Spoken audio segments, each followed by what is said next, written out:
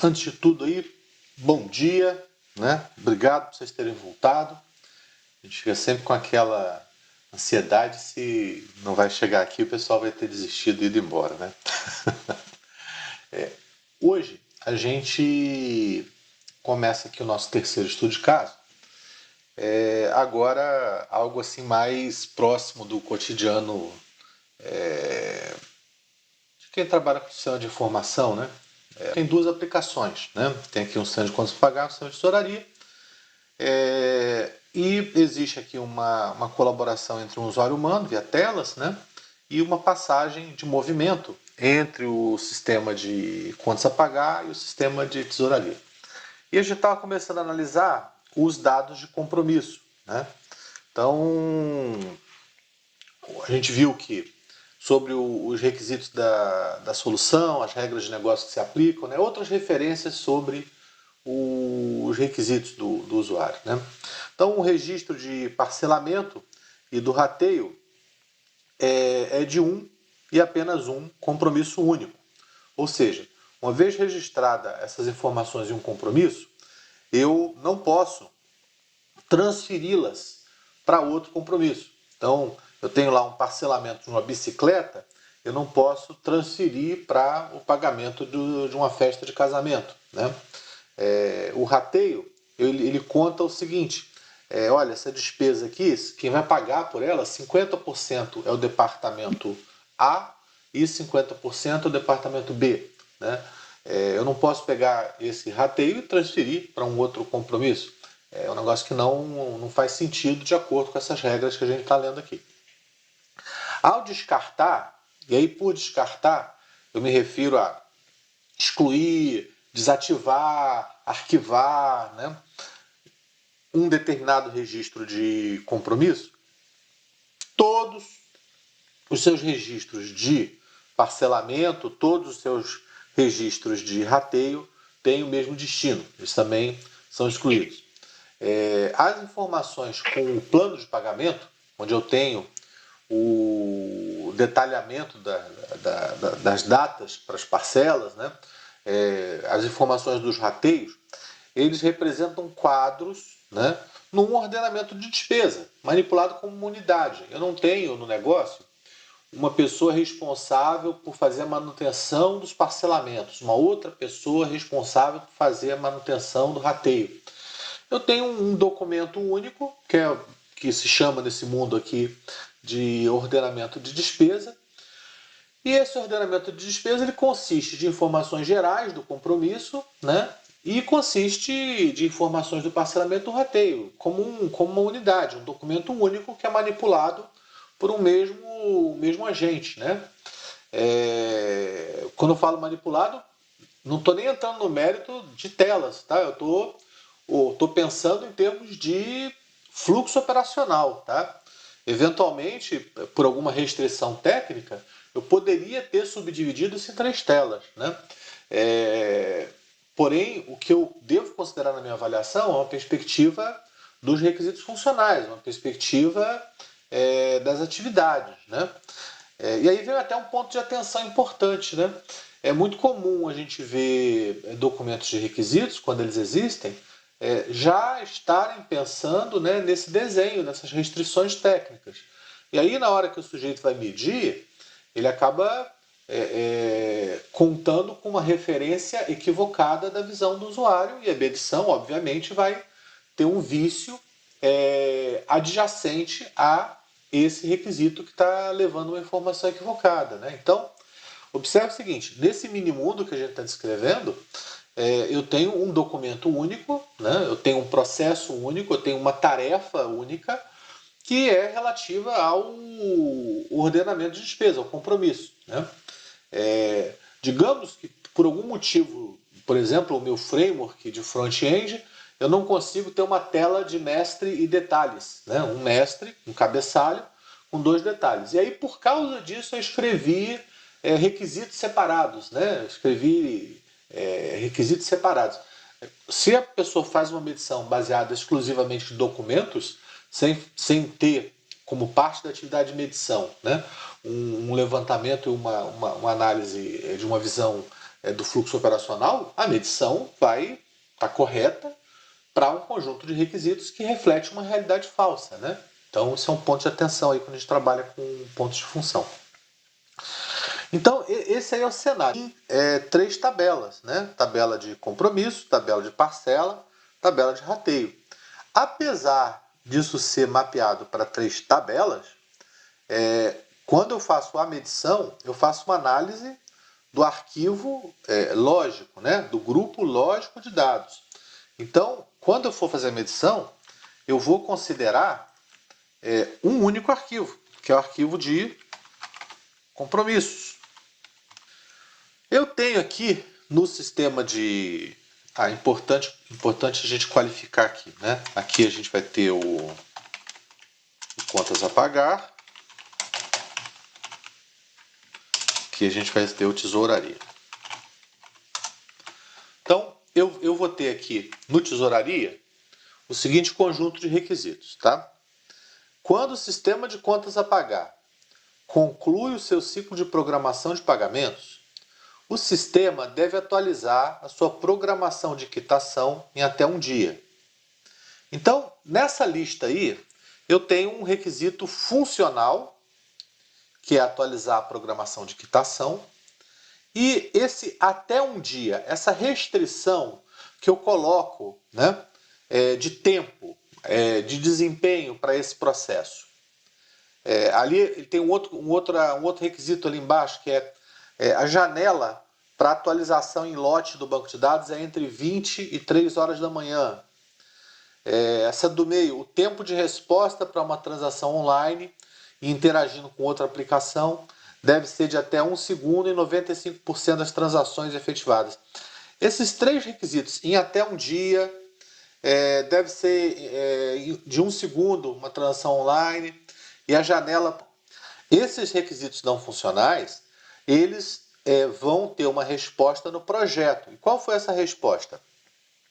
Eu tenho um processamento, né, online não, vamos chamar assim, uma primeira etapa do processamento, né, que é o que recebe os dados do sistema de contas a pagar, que esse converte o AF95 para um layout padrão. Então, esse processo, a única coisa que ele faz é pegar o movimento do contas a pagar e colocar no formato padrão, né?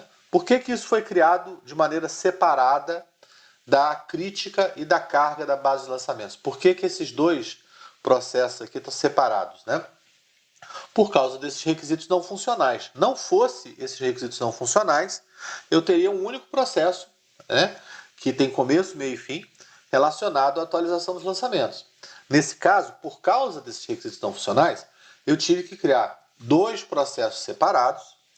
Um primeiro que faz a conversão do arquivo recebido para um layout padrão, e um segundo que faz a crítica e a carga no banco de dados. As tecnologias que eu vou utilizar para atender a esse requisito funcional são as mais variadas, né? São as mais variadas.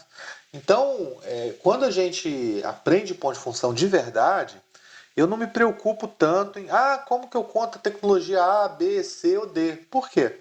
Porque o que eu estou medindo numa visão prioritariamente do projeto lógico, né? Então, isso aqui poderia ser um arquivo, poderia ser uma mensagem numa fila, poderia ser um mecanismo de pooling no agendamento de banco de dados, poderia ser um REST API, né? Poderia ser uma interface socket, né? Poderia ser um monte de coisas, né? Então eu estou usando aqui um exemplo de um arquivo, mas esse arquivo ele é um acidente, né? Ele é um elemento de projeto, ele não é intrínseco àquele requisito funcional, poderia ser diversas outras soluções. E qual é o impacto disso na medição? 0. Se isso é um processamento de arquivo, se isso é um web service, se isso é uma fila, isso é irrelevante. O que eu tenho que olhar é a visão do requisito funcional, que é a visão do fluxo operacional, que é a visão das atividades de negócio, né? Então, vamos ver aqui como é que fica a análise aí desse cenário. né? Vamos começar aqui pelos processos. Converte a F95 para um layout padrão, né? E criticar e carregar a base de lançamentos isoladamente, ele não entrega o objetivo do usuário, né?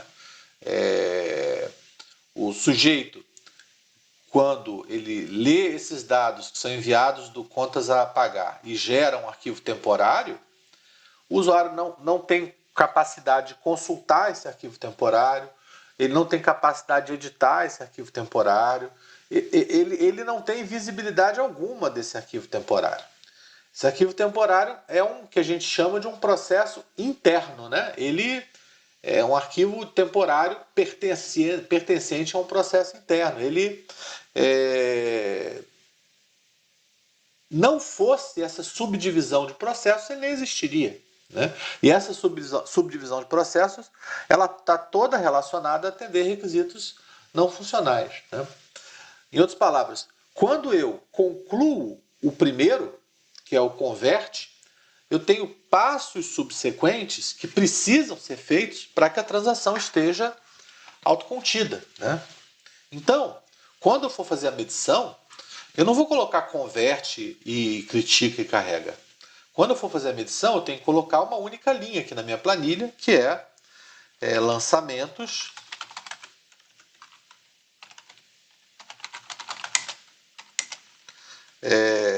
lançamentos, como é que está aqui no texto? Está atualizar a programação de quitação, né? Então vem para aqui, lançamentos, atualizar programação de quitação.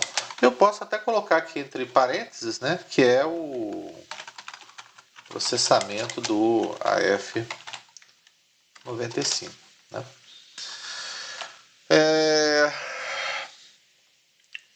Então o arquivo AT01 ele não atende a um requisito funcional, né, de armazenamento, ele em si não tem nexo com isso. Ele reflete uma solução de projeto, né, de design, para atender requisitos não funcionais. E eu não tenho nenhuma transação que consulte, atualize esses dados. Então, esse arquivo aqui ele é um elemento técnico, ele não vai ser diretamente medido, né? E o arquivo AF95, apesar de ter esse nome arquivo, né, ele não é mapeado para um arquivo lógico. Por quê? Ele é uma tela. Esse AF95, ele no fundo está cumprindo o papel de uma tela. É como se um ator, no caso o sistema de compromissos, pegasse um conjunto de dados e digitasse esses dados no sistema de tesouraria, né? É como se eu tivesse uma entrada externa, né? Então, o AF95, que é o arquivo que tem os dados do contas a pagar, ele não cumpre o papel de um arquivo lógico. Ele é a tela, ele é o meio pelo qual uma entrada externa está acontecendo. Então ele não vai ser mapeado como arquivo de interface externa, não vai ser mapeado como um arquivo de lógica interna. E é muito comum quando a gente encontra um cenário como esse que a gente desenhou no mercado, o cara querer medir isso aqui. Isso aqui vai ser uma saída externa, que está gerando o AT01. Isso aqui vai ser uma entrada externa, porque está atualizando o lançamento. Isso aqui é um ALI, isso aqui é um AIE, isso aqui é um outro ALI. É muito comum a gente encontrar esse tipo de análise aí no mercado.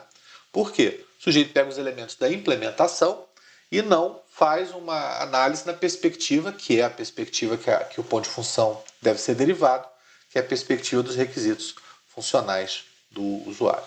Todo esse conjunto aqui vai ter no máximo 6 pontos de função, entendeu? No máximo. Todo esse desenho aqui que está pintado aqui vai representar no máximo 6 pontos de função. Então o que acontece?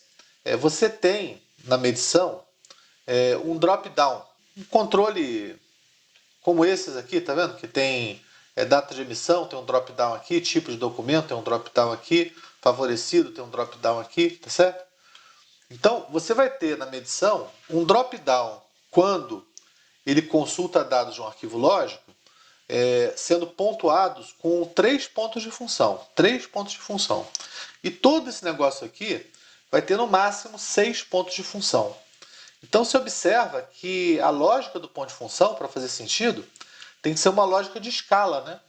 Por quê? A produtividade pontual, específica nesse desenvolvimento, certamente vai ser menor do que a daquele drop-down que eu estou comentando, né? Então, o esforço para você ter esse arquivo temporário, para você fazer os dois programas, ele é um esforço que ele vai ser capturado de maneira indireta, não de maneira direta.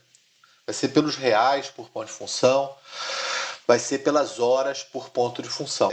Talvez com esse exemplo concreto que a gente esteja vendo aqui, fique um pouco mais claro para o grupo por que eu comentei que é uma má prática você fazer estimativa de esforço com base numa história do usuário, entendeu? Que aqui, por exemplo, ó, vamos supor que eu tenho aqui duas histórias do usuário no mesmo sprint. Essas duas histórias do usuário, elas vão corresponder a 6 pontos de função, né? E por outro lado, você vai ter um drop-down que nem é uma história do usuário e que você vai mapear para 3 pontos de função, né? Então, o ponto de função tende a ter uma melhor correlação com o esforço, com o custo, conforme maior é o seu escopo. Quanto menor é o seu escopo, maior a possibilidade de você estar errado na hora de você estimar. Por isso que para desenvolvimento ágil, eu vejo que ponto de função esteja muito mais relacionado a avaliar o desempenho da equipe, considerando uma janela de mês, trimestre ou ano, né, um período mais amplo, e para fazer uma estimativa do horizonte de requisitos. Então eu tenho aqui uma tela, e nessa tela aqui eu posso incluir, alterar, excluir, salvar ou desfazer uma alteração das minhas contas a pagar, né? Aqui, nessa tela, eu tenho o cadastramento do cabeçalho, do compromisso. Então, nesse cabeçalho, eu informo quem é o favorecido, né? Nesse cabeçalho, eu informo os dados do compromisso. Então, data de emissão, o valor do documento, o tipo de documento, quais são as parcelas, né?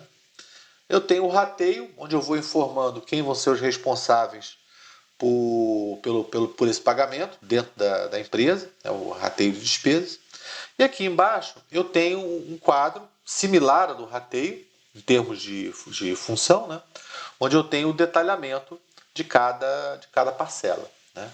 Uma coisa interessante a comentar é que no desenho de tela, por algum motivo, aqui em cima eu não tenho o incluir, alterar, excluir, rateio. Eu vou digitando, automaticamente o sistema vai criando. Aqui embaixo eu tenho a possibilidade de botões, né, para fazer essa inclusão, alteração e exclusão. Aqui eu não preciso de botões. Eu dou a setinha para baixo, ele já inclui ali um novo rateio, né? Eu aperto o del, eu já excluo aqui um rateio. Aqui, por algum motivo, se optou por colocar esses botões aqui também. Então essa aqui é a tela pela qual eu tenho esse processo aqui, onde o gestor dá manutenção dos compromissos, tá certo? Então, vamos analisar aqui um pouquinho as coisas. Quando um favorecido apresenta um documento de cobrança, o sistema deve manter o ordenamento de despesa como um compromisso. Vou perguntar para os senhores, esse requisito, ele é um requisito num nível de um objetivo, ele está agregando vários processos diferentes. E o processo que agrega vários processos diferentes no nível do objetivo do usuário, ele não é mapeado para uma funcionalidade, né? Então, como um conjunto, né, o novo, alterar e o excluir, ele não vai ser mapeado como uma funcionalidade. Por quê? Porque ele não é a menor unidade de atividade que tem significado para o usuário. Eu consigo decompô-lo em atividades que elas por si só são autocontidas, são completas e deixam o negócio no estado consistente. Então, vamos para frente. Agora, eu vou olhar, digamos que esse cartão, né, ele era um épico em determinado momento, né? E quando chegou no planejamento da sprint, eu quebrei esse épico em algumas histórias menores, que vão entrar na próxima sprint. E aí derivou esse cartão. Quando muda uma condição de um compromisso, o sistema deve alterar o ordenamento de despesa como um compromisso, né? Então é uma decomposição do requisito anterior. Nesse caso, esse alterar o compromisso, eu tenho início, meio e fim. Eu tenho um início quando o usuário tem tudo que ele precisa para fazer o trabalho dele. Eu tenho a entrada dos dados, eu tenho as críticas, eu tenho a atualização da base de compromissos, se tiver o envio de algum e-mail, tem aquele envio de e-mail.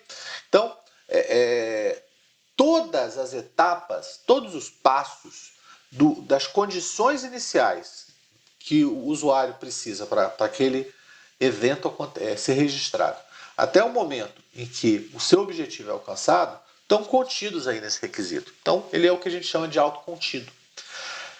Quando ele acaba, o negócio está no estado consistente. Né? Eu não tenho, por exemplo, uma parcela sem um compromisso, eu não tenho um rateio sem um compromisso, né? Eu não tenho um compromisso sem uma parcela. Então, o negócio está no estado consistente. Eu tenho vários cenários de alteração. Né? Eu posso, por exemplo, ter um cenário em que eu altere só o cabeçalho. Eu posso ter um cenário que eu altere só uma transação. Eu posso ter um cenário que eu altere só um rateio. Né? Talvez até eu crie histórias de usuários separadas, porque, digamos, não coube na minha sprint. Né? Mas o que acontece é o seguinte, como um conjunto, esses vários cenários estão associados ao objetivo do usuário alterar o compromisso. Né? E por fim, você não consegue decompô-lo em partes menores. Se você decompuser, você estraga. Né?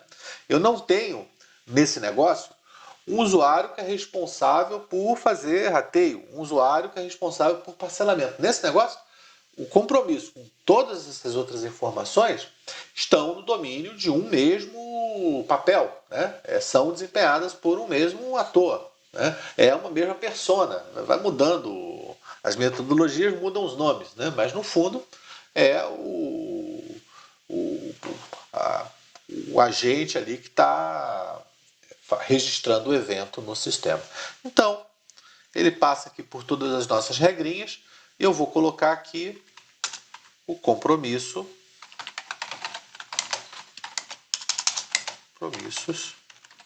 alterados. Né?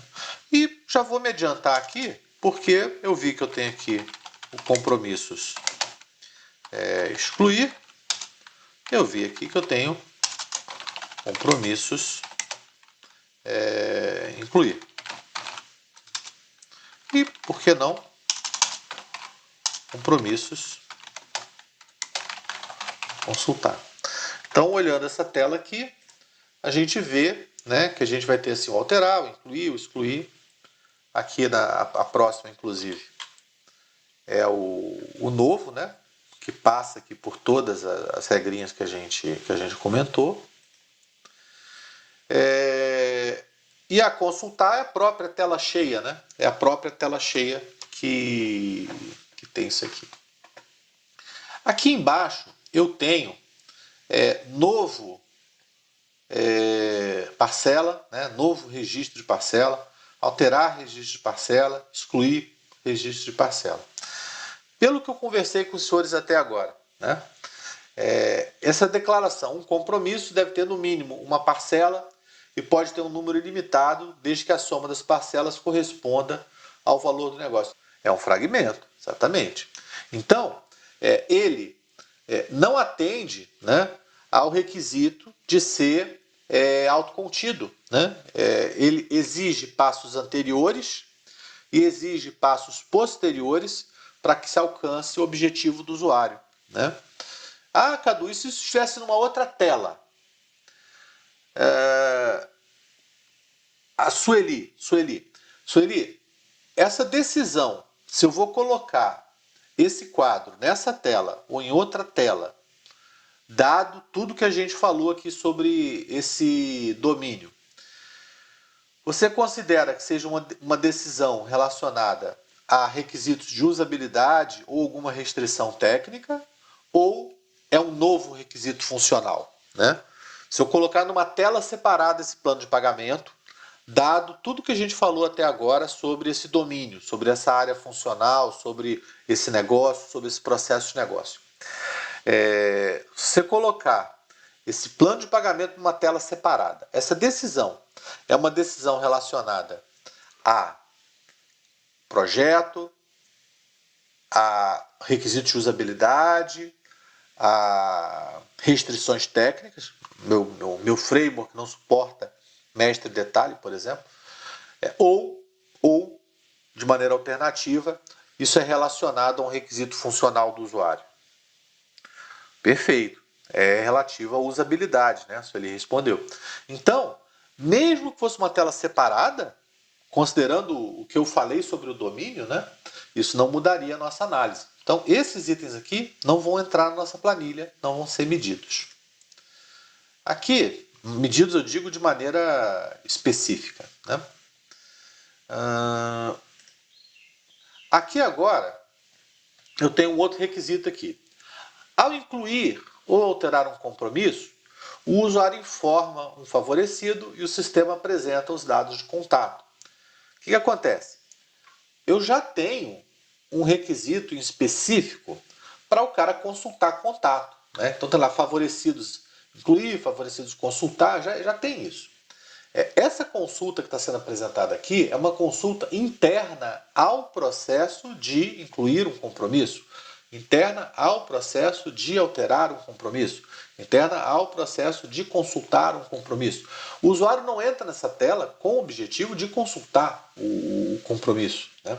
Então, apesar do sistema estar fazendo uma consulta, essa consulta ela não está relacionada a um requisito específico do usuário para este fim. Então observa só, no caso de um desenvolvimento ágil, o que pode acontecer? Eu primeiro entrego a tela sem essa consulta.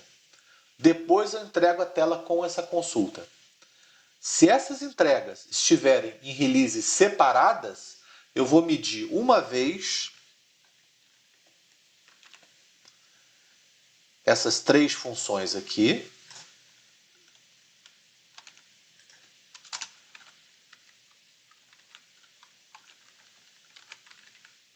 Então, por exemplo, vamos supor que eu tenha na release 1, né? Só abrindo um parênteses aqui, como eu vejo muita preocupação sobre como que usa ponte-função no contexto do desenvolvimento ágil, eu acho importante colocar esse comentário aqui. Então vamos supor o seguinte, olha, na release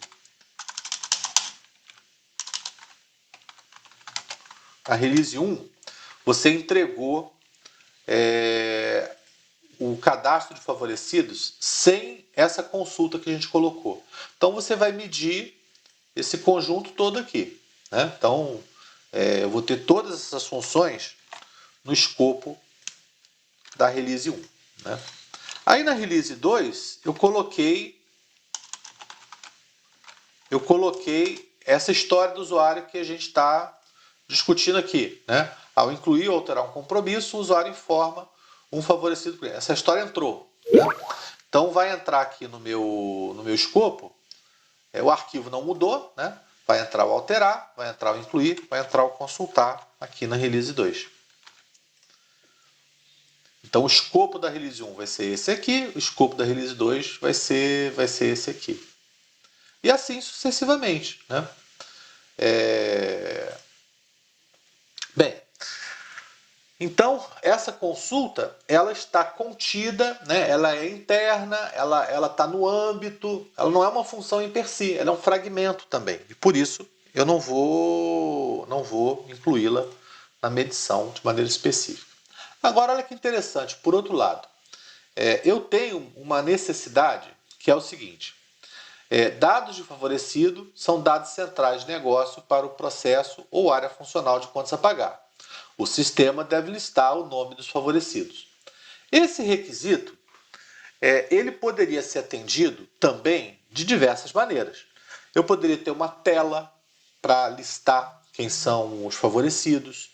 Eu poderia colocar um drop-down relacionado a isso. Nesse caso foi um drop-down. Então esse requisito, apesar, né, de o desenho de tela tê-lo implementado na forma de um drop-down, como os dados de favorecidos são dados centrais do negócio, não é uma invenção da TI, não é fruto de simplesmente normalização, né?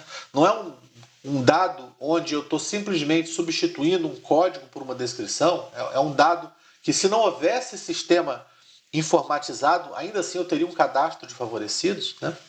Então eu vou medir aqui favorecidos. Aqui eu vou assumir que ele é um arquivo lógico interno, porque eu não tenho essa informação. Aliás, vou assumir que ele é externo, né? Vou assumir que ele é externo. E eu vou ter favorecido listar.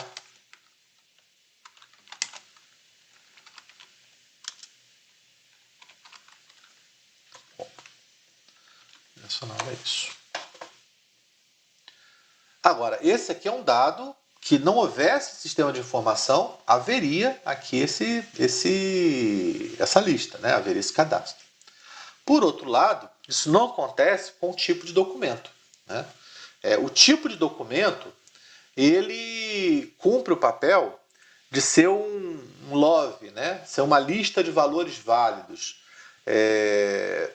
Ele cumpre o papel de substituir um código, uma descrição, perdão, nota fiscal, por um código. Esse tipo de documento, ele é um dado que nós chamamos no nosso vocabulário de dados de código. Você tem um cadastro que só tem 2 registros, né? Que tem lá pessoa física e pessoa jurídica, né? Então, claramente, esse é um exemplo de um arquivo que ele existe só para fazer substituição de um código por descrição e manter uma lista de valores válidos, né? Então, esse tipo de dado e, consequentemente, as consultas e tudo que acontece relacionado a ele não é considerado na medição. Por quê? Porque são objetos criados para atender requisitos não funcionais, né? Então, essa é a diferença. Aqui eu tenho uma consulta a dados centrais de negócio, né? Aqui eu vou ter uma consulta a dados de código que são introduzidos por causa do desenho de solução. Aí o que acontece? Mas como é que faz um fornecedor? Você tem vários caminhos para isso, tá? Você pode usar o Snap, que é um método que permite você medir esses requisitos não funcionais de maneira padrão, de forma integrada ao método do IFPUG. Você pode criar uma tabela de itens não mensuráveis, que aí você atribui uma quantidade de pontos de função equivalentes, se você quiser, né? Mas pela norma, pelo padrão, isso não é medido. E se o seu modelo de negócio trabalha só com pontos de função, isso tem que estar absorvido na sua quantidade de horas ou reais por ponto de função daquilo que é medido. Então, aqui certamente faltou o arquivo de lançamentos, né? Lançamentos. Favorecido a gente colocou já como externo. O que está faltando aqui? Vamos olhar aqui o meu modelinho para ver se eu esqueci de alguma coisa. Então, eu tenho arquivo de compromisso, já está aqui. Eu tenho esse CRUD, que a gente já colocou ali. Opa, é enviar contas a pagar, né? Então, eu posso colocar aqui compromissos, enviar programação de quitação.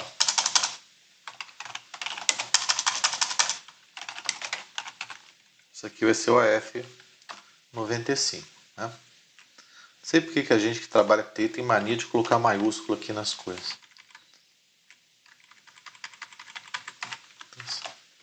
Então, isso aqui a gente já contou, isso aqui a gente já contou, isso aqui a gente já contou, isso aqui a gente já contou. Faltou, a gente pode colocar esses dois aqui, né? Que é o lançamentos.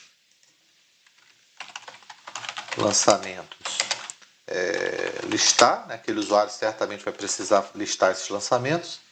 Lançamentos. Fazendo uma estimativa aqui, né? Consultar. O cara vai consultar os lançamentos. Vai ter o lançamentos aprovar, que é onde ele vai mandar os lançamentos para o banco. E o lançamentos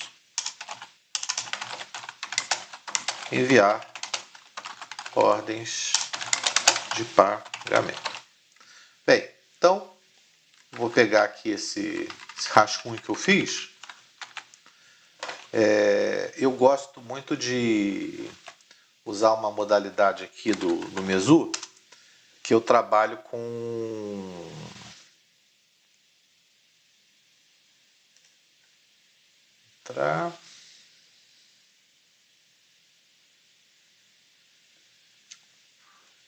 para facilitar, para não misturar com os outros sistemas que eu tenho aqui, eu vou criar um só para gente. Vou chamar de contas a pagar, lembrar de excluir. Ok, salvar. Eu vou criar uma nova medição. Deixa eu compartilhar minha tela aqui com vocês para ficar a tela inteira, tá? Vocês estão vendo minha tela aí de boa? Tá a tela inteira? Agora eu tô sem ver o chat. Ah, tá aqui. A tela tá legal para vocês? Chegou legal? Tá inteira sim, tá inteira, Então, tá legal. vou incluir aqui uma nova medição, né? O título vai ser estimativa CP lembrar de excluir, né? Então, vai ser o contas a pagar, vai ser um desenvolvimento, vai ser uma contagem estimativa, né? E aí eu vou usar esse recurso aqui que eu acho muito legal, que é o recurso da inclusão em lotes.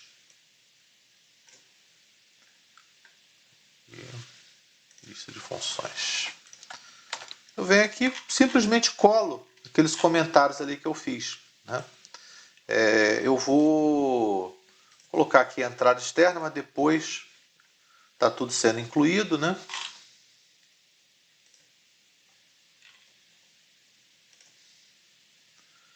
Então, esse contas a pagar aqui é só um título, né? Tirar fora. Esse arquivo de compromisso. Esse compromisso, o que eu preencho aqui, pessoal? Alguém me ajuda aqui? O que eu coloco aqui no compromissos? Eu acho que é um arquivo lógico, né? Arquivo lógico interno. Show de bola. Compromisso alterar. Precisa mexer aqui? Sim, aí vai ser uma... Não, é uma entrada mesmo. Já é, né?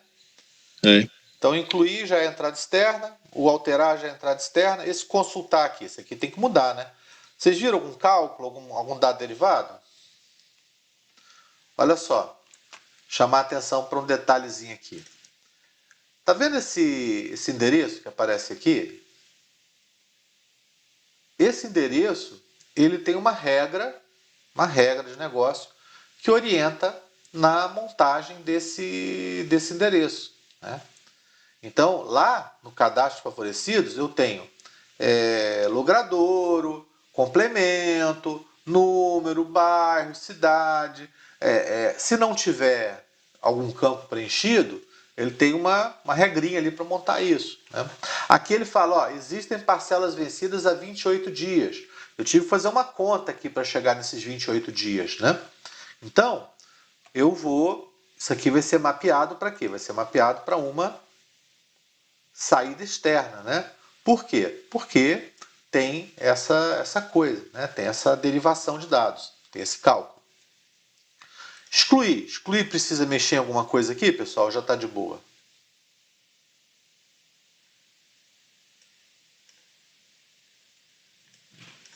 Aqui, essa linha aqui do excluir, eu tenho que mexer em alguma coisa? Acho que não. Não tenho. Uma entrada externa, né? Já está aqui. Esse aqui, ó, enviar a programação de quitação. Olha o nome. Enviar a programação de quitação. Esse enviar a programação de quitação.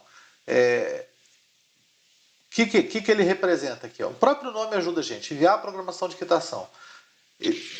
Saída externa. Vou colocar uma saída externa assumindo que tem algum cálculo, né? Na hora de fazer essa programação, estou assumindo que tem algum cálculo. Aqui o colega colocou que não entendeu por que é uma saída externa, né? Por que não é uma saída externa o compromisso consultar. Observe o seguinte: para eu calcular as parcelas vencidas, eu tenho que fazer cálculo, tenho que fazer conta, tenho que somar, tenho que subtrair datas. Tenho que subtrair datas para obter esse número de parcelas vencidas, tá certo? Uma consulta externa não admite cálculo. Por isso, ele é uma saída externa. Tá certo? E não uma consulta. Consegui te responder? Então é por esse motivo. Já Já aqui, isso aqui é o enviar a programação de quitação. Esse aqui eu estou assumindo. Estou assumindo que quando eu gero essa relação de contas a pagar, eu tenho algum subtotal, tem alguma conta aqui dentro. Então, esse aqui eu não tenho certeza. Mas como é uma estimativa, né, eu estou assumindo essa premissa que tem alguma conta aqui dentro. Tá certo? O arquivo de favorecidos, né, que a gente está assumindo que é um arquivo externo à aplicação. Qual que é, no nosso modelo de medição, qual que é o tipo que eu classifico um arquivo de dados que é externo à minha aplicação? Como é que eu classifico isso? O que eu coloco aqui nessa caixinha? Coloco um arquivo de interface externa. E, por fim, esse favorecidos listar na combo é uma consulta externa. Né? Então, fiz aqui a minha análise. E vou confirmar. E aí aqui eu já tenho a medição dessa aplicação. E aí, o pessoal que falou lá da preocupação com ágil, né? O que acontece? Eu preciso de duas variáveis para fazer uma estimativa aí, se for para fazer uma estimativa. Qual que é o meu percentual de retrabalho e qual que é o meu percentual de erro, né? Para fazer uma estimativa. Se eu trabalhar com 38, certamente vai estar subestimado. E aí eu vou exportar aqui minha planilha, né?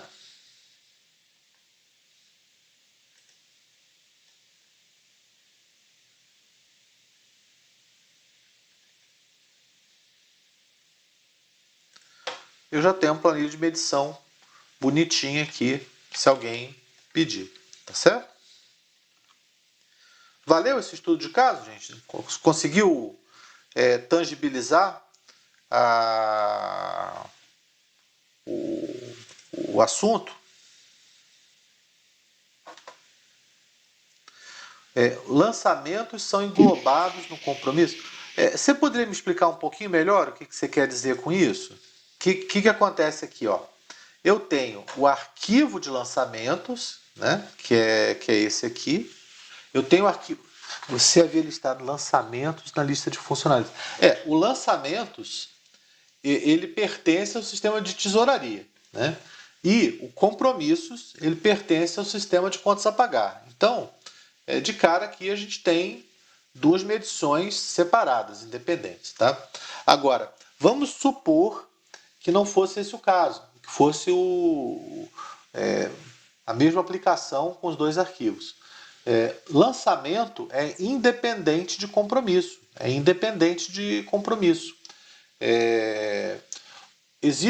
Pode existir uma. Perfeito. Mas além disso, vamos supor que fosse a mesma aplicação. Compromisso é uma coisa, lançamento é outra coisa. Então, nos lançamentos eu tenho contas a pagar, nos lançamentos eu tenho contas a receber, nos lançamentos eu vou ter despesas não previstas, né? Tarifas. Então, no negócio, né, existe um conceito relacionado à movimentação bancária, que são esses lançamentos, e um outro conceito independente que é relacionado a compromisso. São independentes. Ainda que talvez haja uma relação entre eles, né, são arquivos independentes. Fazer um paralelo com pedido e cliente. Né? Um cliente ele vai ter lá pedidos associados a ele. Né? Mas vamos supor, por exemplo, que eu cadastrei um pedido relacionado a um cliente. E era outro cliente. Eu vou lá, entro na tela de pedidos e corrijo o cliente, né? Altero lá e transfiro aquele pedido para um outro cliente. Né? Então, o que faz com que uma tabela seja aglutinada a outra na medição de um mesmo arquivo é uma relação de dependência. Né? Como, nesse caso, ainda que haja relacionamento entre os arquivos, eles são independentes, eles são medidos de maneira também independente, separada, cada um com um arquivo lógico diferente. Se você pegar um modelo de domínio, né, não é nem um modelo esquema de banco de dados, um modelo de domínio, você teria uma entidade no modelo de domínio referente aos compromissos e uma outra diferente relativa ao movimento bancário, tá certo? E aí lá no sistema de tesouraria a gente teria uma medição parecida, né? Então vamos fazer a medição lá do sistema de tesouraria. Então, vou fechar aqui, vamos criar aqui uma aplicação para a gente excluir depois. Excluir tesouraria. Lembrar de excluir. Tá? Eu vou fazer uma medição. Eu gosto muito desse esquema de lista. É um negócio que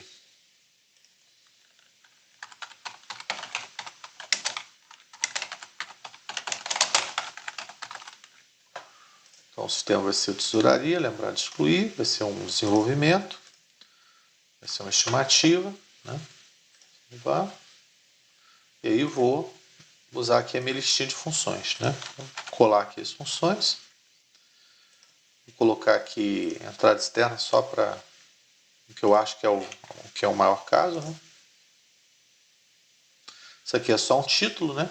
Ué, será que eu colei o cara errado?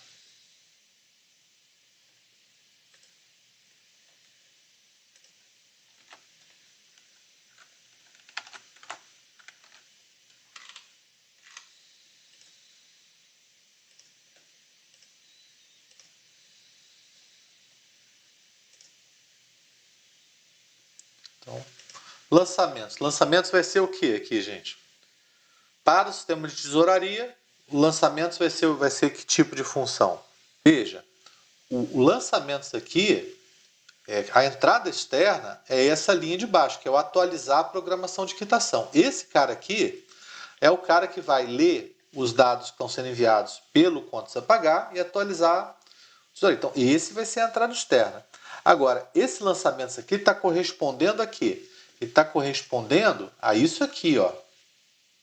A isso aqui. Né? É isso aqui.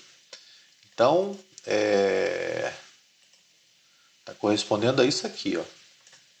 Então, esse objeto que a gente mapeou na medição, eu devo classificá-lo como o quê? Aqui. Qual tipo?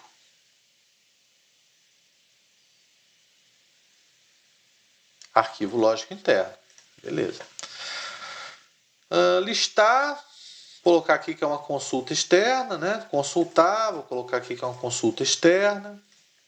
Aprovar entrada externa e o enviar, eu vou assumir aqui que é uma saída externa, que tem algum dado derivado associado a ele. Né?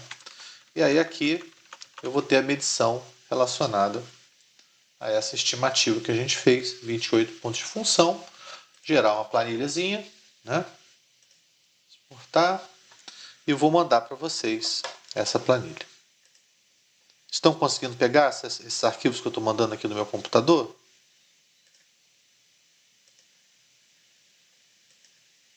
Beleza.